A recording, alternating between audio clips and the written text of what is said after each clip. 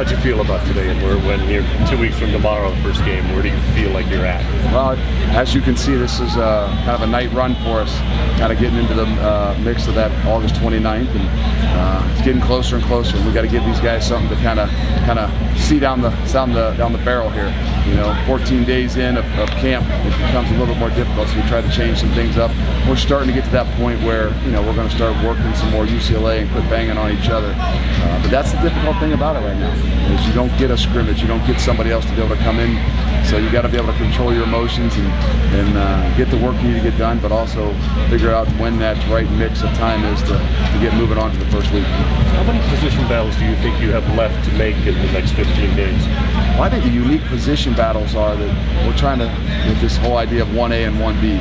And so we know those guys. Desmond Ritter's obviously done an incredible job, and Kobe Bryant's a guy at the corner that he's a clear #1 guy. We've got a few of those. James Wiggins, obviously, but we're really battling to see what we're trying to talk about. Those 1B guys, those guys that we can really put in there and trust and respect, and not think we're going to miss a beat with those guys going in, because we believe we're going to have to play 22 guys on defense, 22 guys on offense. I know that sounds cliche, but we really are trying to hone in on those guys and putting pressure on them to say, if you're a 2, you're not guaranteed any reps. If you're a 1B, we're going to get you some reps, and we're going to get you some opportunities for the entire team. Yesterday you felt like the defense won the day. How did you feel about today? Well, when you're in shells, when you're in kind of the spider pads, it's really hard to say who can win a day. I think what you're really asking them for is to be pros, to work together, to not get too emotional on some of these things. But I think the offensive was very efficient today. I think it was the first time, not the first time, but a good night for those guys, just kind of getting in the groove of some things.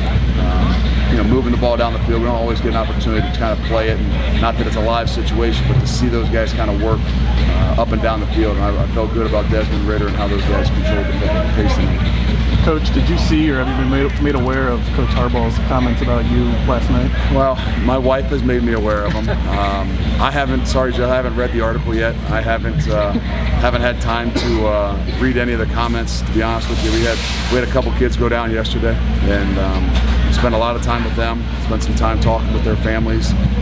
That to me was a lot more important than worrying about what Jim Harbaugh has to say about us and our program, or me in general. But I know where we stand. I know that James Hudson's done a lot of things, and I think it's a shame. And I know that guys can get eligible like Blue and like Kyrie, and it has a lot to do with the programs they're coming from.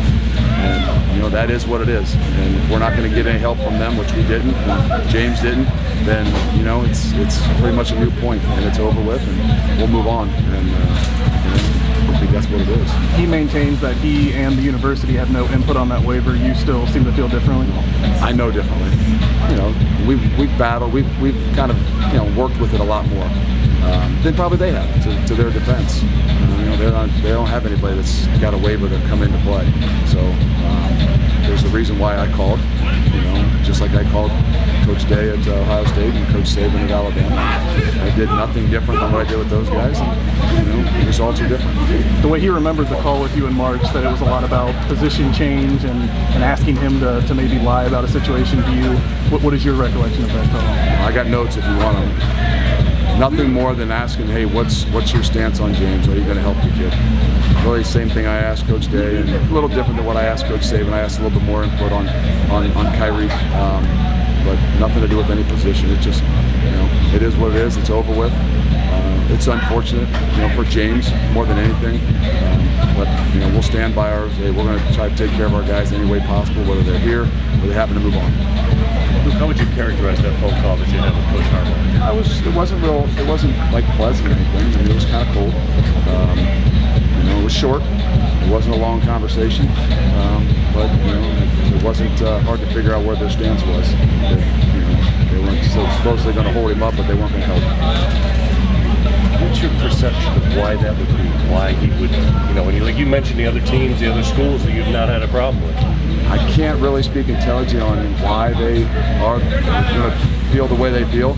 It must be their philosophy and their program. And, personally, we're in it for what's best for our kids. And, if that means that we might have to help somebody move on, then we might have to help somebody move on.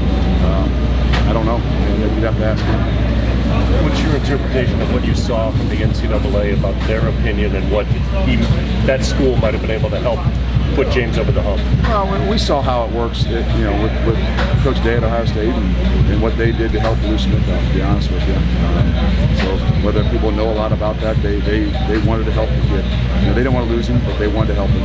And they did stuff to make him eligible here and give him an opportunity to be eligible. To be honest with you, on the whole James thing, I'm disappointed in the NCAA as well. I mean, it's a world I live in. It's a world we live in. I love it. I wouldn't have a job if it wasn't for the NCAA.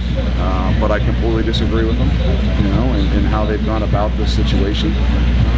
But it is what it is. It's unfortunate that they can't give, not me. I'm a grown man. I don't need a great explanation, but that they can't give a 20-year-old, an explanation as to exactly why. But it's over with now, and for us, we got to try to really move forward. That's why I didn't spend a whole lot of time reading comments. I was more worried about our kids that got hurt and what's coming down the pipe here August 29th. How James handled it? It's a struggle, but I mean he's doing a good job. I mean he's got a brother on the team here, and Mike Warren, probably the biggest reason that he's here. His ability to kind of go through those waves, it's not easy. But I think without his brother Mike, the history that they got together, I think it would be very, very difficult for him. But I think that just the environment, hopefully, that we're creating here, that's going to give him an opportunity, even though he can't be on the field, to feel like he's a big part of what it is we're doing.